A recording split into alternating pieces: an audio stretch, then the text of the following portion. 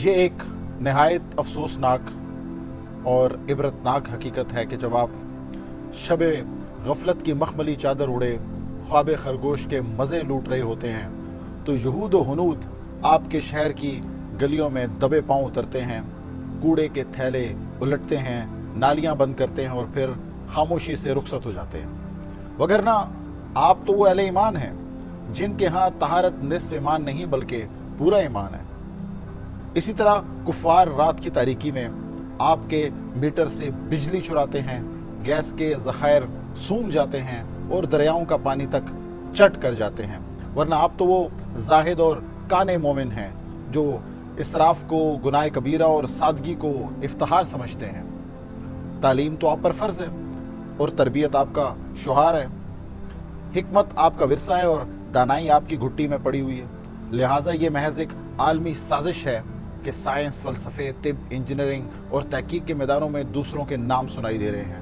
حقیقت یہ ہے کہ ہر رات کفر و الحاد کے چند ماہر ڈاکو آپ کی ذہانت، ایجادات، نظریات اور تحقیقات چرا کر اپنے ملک لے جاتے ہیں اور صبح اپنے نام سے شائع کر دیتے ہیں۔ پھر آپ کی تو شان ہی نرالی ہے، بہترین دین آپ کے پاس ہے، بہترین کتاب آپ کے پاس، بہترین نبی آپ کے پاس، لہٰذا یہ کیسے ممکن ہے کہ دنیا آپ کو کسی تیسرے درجے کی قوم قرار دے؟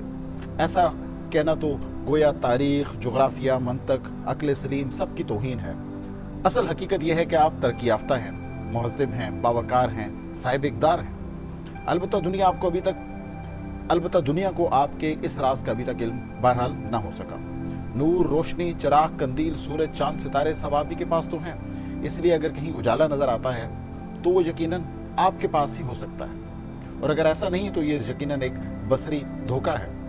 مال و دولت بھی آپ کماتے ہیں، خزانے بھی آپ کے پاس ہیں، وسائل بھی آپ کے ہیں، البتہ کچھ بین الاقوامی جیب تراش نہایت مہارت سے سب کچھ اڑا لے جاتے ہیں، اور پھر ڈھڑائی کا عالم تو یہ ہے کہ جب وہی مال واپس قرض کے نام پہ دیتے ہیں تو اسے احسان کہتے ہیں اور احسان جتلاتے ہیں۔